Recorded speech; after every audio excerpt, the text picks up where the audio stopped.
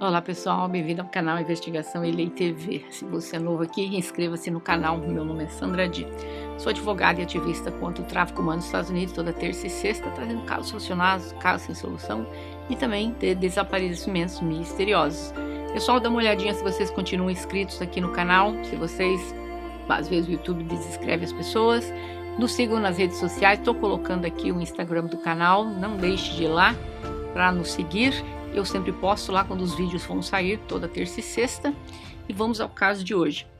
Essa história ela foi basicamente extraída de um documentário apresentado pela Truscott TV, que ocorreu em 27 de julho de 2007. Então eu acho importante dar crédito para eles, porque eu assisti vários documentários do 48 Hours, muitos do ID, mas eu achei esse do Truscott TV mais completo, porque era a entrevista da própria vítima. Então, dando créditos a eles, que basicamente a história que eu estou contando é um misto de tudo que eu pesquisei, encontrei, mas basicamente levando em conta o depoimento dela, que foi apresentado pelo Truscott TV. Esse caso ocorreu em 27 de julho de 2007, quando a polícia do bairro do Queens, em Nova York, recebeu uma ligação misteriosa de uma jovem dizendo que alguém estava sangrando profusamente e que é para a polícia ir lá, e desligou. Mas ela não tinha dito o nome dela. Mas a operadora da polícia rastreou o número do telefone que havia chamado e ligou novamente. E novamente essa pessoa atendeu, só que aí ela perguntou o nome dela, ela disse Brigitte Harris. Quem é Brigitte Harris? Ela nasceu em 6 de junho de 1981 nos Estados Unidos, em Staten Island, mas a polícia foi até a casa dela. Chegando lá, encontraram um homem caído no chão, algemado e amordaçado. Ele tinha uma toalha enfiada na boca, que tinha descido depois para a garganta dele, e estava coberta a boca dele com uma fita adesiva industrial. E depois eles descobriram que faltava o órgão masculino dele. A polícia ainda não sabia do detalhe que faltava o órgão masculino, achou que era um roubo primeiro, mas viram que houve sinais de... Não posso falar a palavra, escrever aqui na tela. Havia esses sinais disso, né, contra ele. E aí a polícia olhou e viu que tinha um bisturi ali do lado, não muito longe do corpo. E a toalha que estava presa na garganta foi colocada ao redor do rosto, deixando apenas o nariz e os olhos expostos. Isso indicava que quem fez aquilo não quis tirar a vida dele, porque deixou as narinas sem cobrir e para que a pessoa pudesse respirar. Mas a toalha acabou descendo na garganta da pessoa, cortando as vias aéreas até a pessoa perder a vida. E havia um bilhete que dizia, abre aspas, primeiro eu me culpei, agora sei que não era minha culpa. Fecha aspas. A mulher que telefonou, que se identificou como Brigitte Harris, ela é a filha do Eric. Quando a polícia chegou lá, a Brigitte não estava mais presente. Aquele homem já estava falecido quando os paramédicos chegaram e descobriram que ele era Eric Goodrich, o pai dela. Um homem bem conhecido na comunidade liberiana, ele era um cidadão do país da Libéria, naturalizado, cidadão americano, era um empresário que chegou aos Estados Unidos aos 20 anos. Quando ele veio para os Estados Unidos com a esposa dele, Lucy, ele trouxe a filha Harris e seu filho Eric e foram morar em Staten Island, que tem uma grande população de liberianos. Staten Island fica a 20 quilômetros de balsa de Nova York. Mas vamos saber quem era este homem. Ele tinha um serviço de limusine, um estúdio de gravação, uma empresa de importação e exportação, ou seja, era um homem muito rico. Ele e a esposa Lucy tiveram mais 4 filhos. Após a Lucy dar à luz a seu filho mais novo, o marido dela começou um relacionamento com outra mulher e ele abandonou a família. A Lucy foi à Libéria para um velório, mas tinha algo irregular com os documentos dela, então ela não pôde retornar aos Estados Unidos por muitos anos. E o serviço social colocou todas as crianças em vários lares. Aqui nós não temos orfanatos, então o governo paga para algumas famílias que são cadastradas, aquela coisa toda, para tomar conta destas crianças. E eis que ele acabou se casando com essa mulher que se tornou a madrasta da Harris. e dos 6 filhos, né, que ele teve. Em 1990, o Eric voltou para a Libéria para abrir uma empresa de transporte, enquanto as crianças ficavam com a madrasta nos Estados Unidos. Mas a nova esposa do Eric acabou divorciando-se dele. Cansou de cuidar de toda aquela filharada dele. Então todas as crianças foram morar em Providence, no estado de Rhode Island, e eles foram morar com a tia deles e com uma avó. Mas, segundo a avó e a tia, o pai não ajudava em absolutamente nada financeiramente. E aí não pôde continuar criando as crianças e, novamente, a mãe biológica dela na Libéria, em 1994, apareceu. As crianças ficaram até felizes e tal, achando, né, que iam poder ficar com a mãe. E nós já chegamos nessa parte dela lá. Acontece que a Bridget, quando o pai dela resolveu casar com essa mulher e ter os filhos, junto para a mulher cuidar e tal, tinha uma coisa, ele viajava muito para a Libéria. Só que toda vez que ele ia para a Libéria, ele levava a Harris junto com ele, para cima e para baixo. E numa das vezes, numa de 1997, ele até morou sozinho por um tempo na Libéria. Então a menina ficava entre a Libéria e os Estados Unidos. A Brigitte, quando ela viu a mãe dela, que eu falei que a mãe reapareceu quando ela tinha 12 anos, a família do pai dela mandou então essas crianças todas para a Libéria. A Libéria vivia, né, naquela época, numa grande guerra civil, um país muito pobre, e eles ficaram chocados com a diferença de vida que passaram a ter lá. E a mãe deles, por 2 semanas, até os tratou bem, mas passou a ignorá-los após 2 semanas. E, enfim, em 1996, o Harris e seus irmãos acabaram voltando para os Estados Unidos. E aí o que aconteceu? O Eric, ele tinha permanecido distante das crianças, mas em 2007 ele teve câncer. E ele veio para buscar um tratamento melhor aqui nos Estados Unidos, um tratamento médico. Os investigadores obtiveram um mandado de busca para o computador da Bridget e eles descobriram que a Bridget encomendou um bisturi pela internet e foi entregue na casa dela. E havia pesquisas no Google sobre o caso de Lorraine Bobbitt. A Lorraine é um caso que aconteceu em 1993 nos Estados Unidos, que a Lorraine castrou o marido dela, o John Bobbitt. O computador da Brigitte havia um vídeo dela falando o que ela iria fazer com o pai dela, mas pedia a todos para não julgá-la até que soubessem de tudo. A Bridget disse que ela entrou na biblioteca que ficava do outro lado da rua da polícia, depois que ela tirou a vida do pai dela, e ela ficou pensando como ela iria falar que ela fez isso. Mas ela achava que ela tinha que confessar. Ela disse que pensou em tirar a sua própria vida, então ela resolveu pedir ajuda para a irmã dela e disse à irmã dela que estava indo para a delegacia. E a irmã dela disse, eu vou junto com você. Mas, na verdade, a irmã dela chamou uma ambulância que a examinou e levaram a Bridget para o centro médico da Universidade de Richmond, onde ela ficou na ala psiquiátrica por algumas semanas.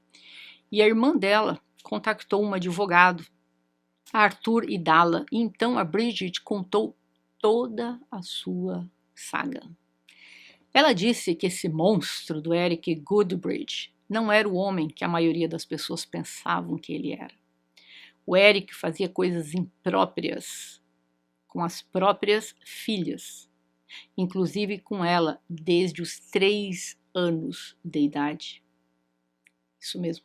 Ela disse que se lembrou que ela estava no quarto de hóspedes da casa em Long Island uma vez, o pai a levou para o quarto, tirou a roupa, subiu em cima e vocês podem imaginar o que fez com ela. Ela tinha apenas 3 anos. A Brigitte disse que isso transcorreu durante toda a sua infância, até os 18 anos dela. Mas ela também descobriu que o pai dela estava fazendo isso com a irmã dela, com a Carlene. E ela contou isso à irmã, mas a irmã nunca quis falar sobre isso. Mas quando a Brigitte contou o que estava sendo feito com ela, ninguém acreditou. A comunidade o tinha, o Eric, como um homem excelente, de caráter irreputável, e acharam que a Bridget andava inventando histórias, somente por raiva do pai, por algum motivo. Acontece que, como eu falei, tudo isso foi dos 3 aos 18 anos, até quando ela chegou, porque vivia bastante tempo aqui e na Libéria. Foi aí, quando ela estava lá na Libéria, ela tinha completado 18 anos, ela chegou na embaixada dos Estados Unidos na Libéria, contou tudo que aconteceu com ela.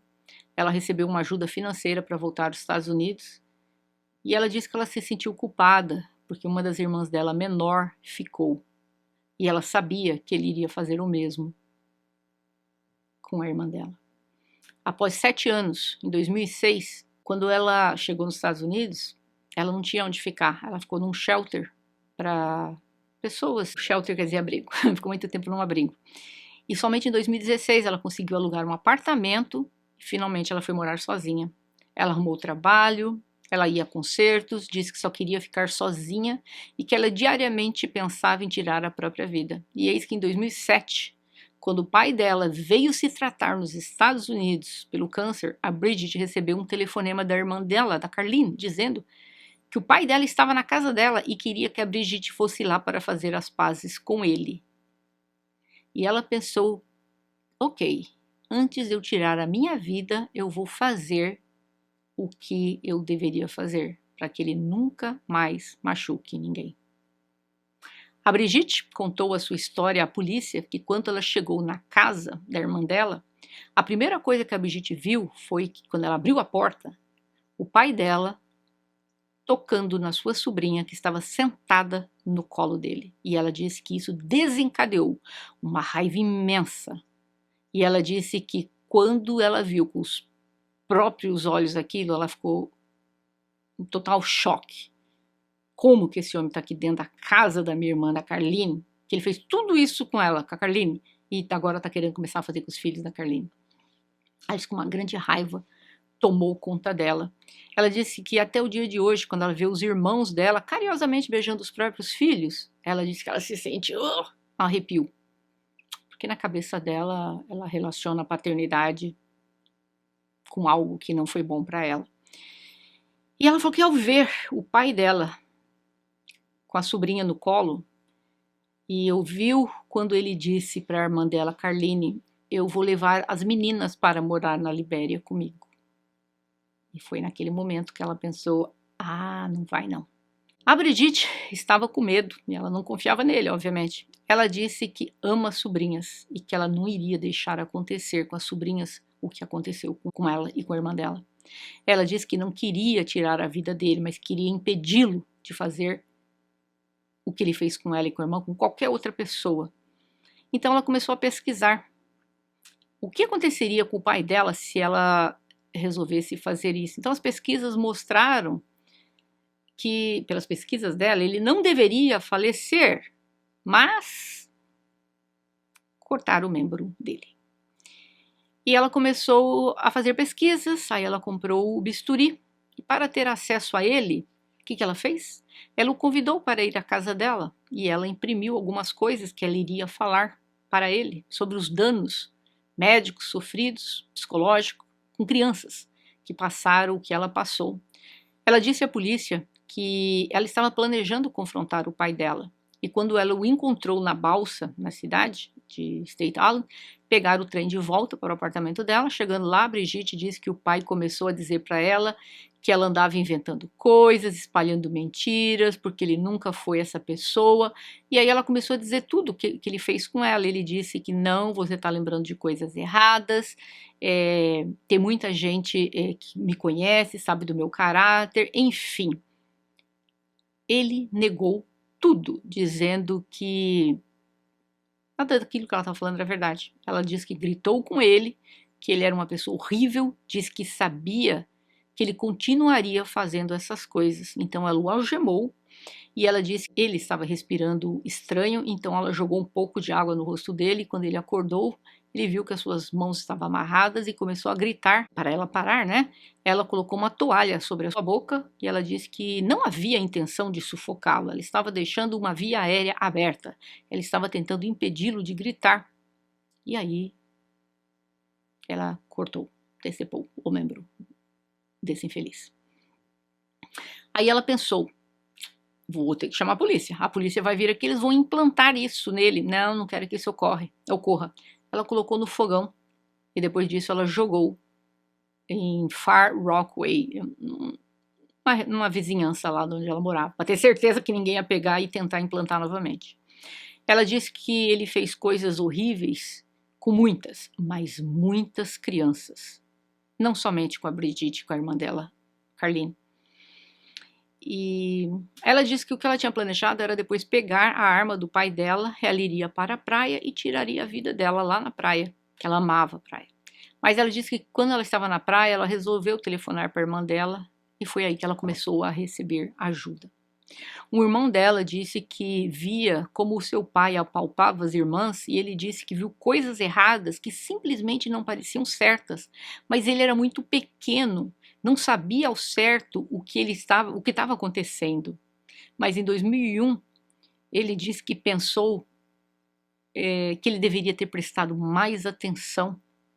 Talvez ele poderia ter feito algo para impedir, porque na verdade ele era uma criança também. Mas o resto dos membros da família refutaram publicamente as alegações. Isso mesmo, muitas pessoas ficaram ao lado do pai dela, muita gente mesmo, e ela disse que ela decidiu que muitas pessoas não fariam mais parte da vida dela. Todos que se juntaram ao pai dela para defender, ela excluiu da vida dela. O advogado da Brigitte, na defesa, disse que ela foi submetida a um monstro. Um pai que deveria proteger sua filha a todo custo, mas não o fez. Ele disse que a Brigitte passou 3 semanas em uma clínica psiquiátrica depois que ela foi libertada da clínica. Ela foi voluntariamente na polícia se entregar.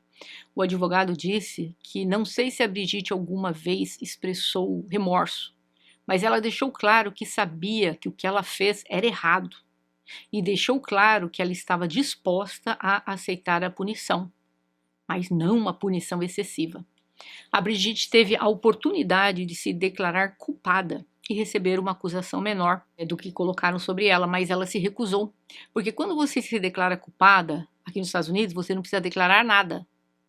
E ela pensou, não, eu não aceito, eu quero contar minha história. Eu quero que eles saibam o que esse homem fez comigo.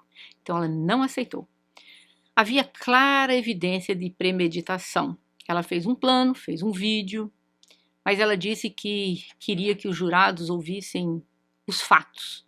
E ela assumiu a liderança da própria defesa dela, contando em detalhes aos jurados as coisas mais horríveis a que ela foi submetida, que começou aos 3 anos e só cessou com a maioridade dela, quando ela conseguiu fugir da Libéria com a ajuda do consulado americano na Libéria. Os jurados tinham várias opções para a condenação dela e poderiam decidir que ela era culpada de todas essas acusações e se isso ocorresse ela jamais sairia da prisão, mas em menos de 3 horas ela foi acusada por homicídio culposo em 2º grau e eles decidiram.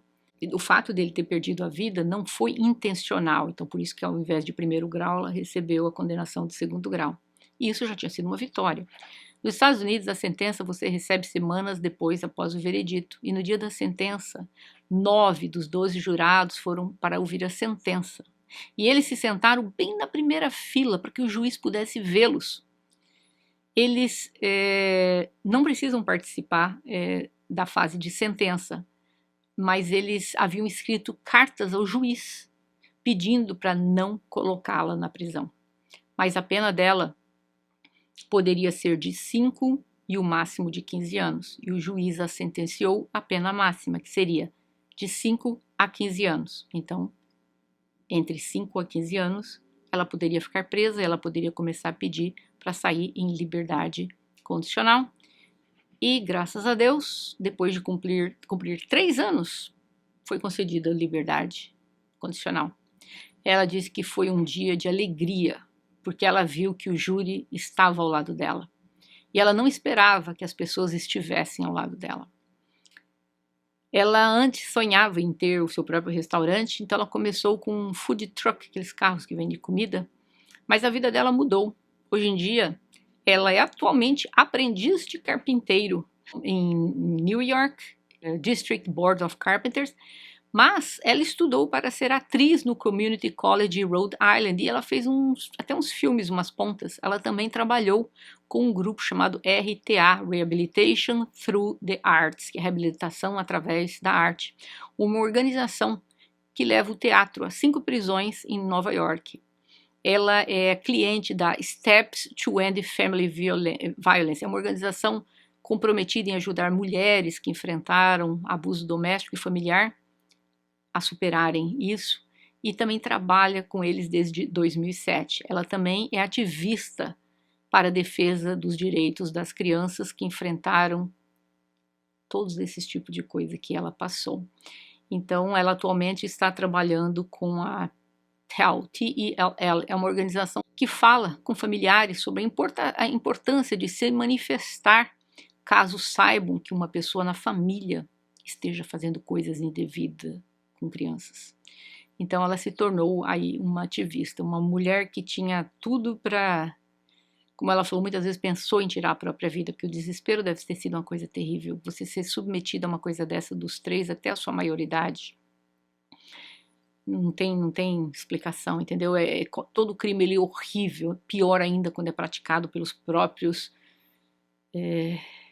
pelo homem que deveria protegê-lo. Eu não chamo isso de pai, porque não podemos sujar a palavra pai com um traste desse que não está mais entre nós. Mas eu sempre digo, para homens como ele, existe um lugar especial reservado no inferno.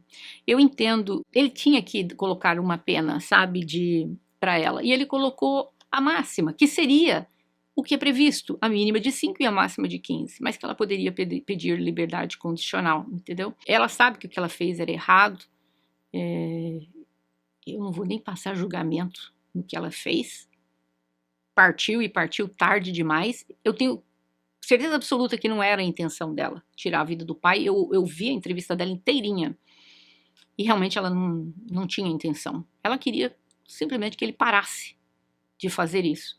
Só que tudo saiu errado e ele acabou ingerindo o negócio que ela colocou na boca dele. Ela colocou para fechar a boca dele para ele parar de gritar o pano. Só que o pano acabou descendo para a garganta e o cara acabou falecendo. Mas eu acho que, de certa forma, eu não tenho por que condenar o que ela fez. É um ato bárbaro? É, mas, gente, vamos nos colocar na posição dessa jovem. Quem não teria feito o mesmo? Não vamos sair por aí promulgando esse tipo de ato, mas eu a desculpo totalmente, totalmente.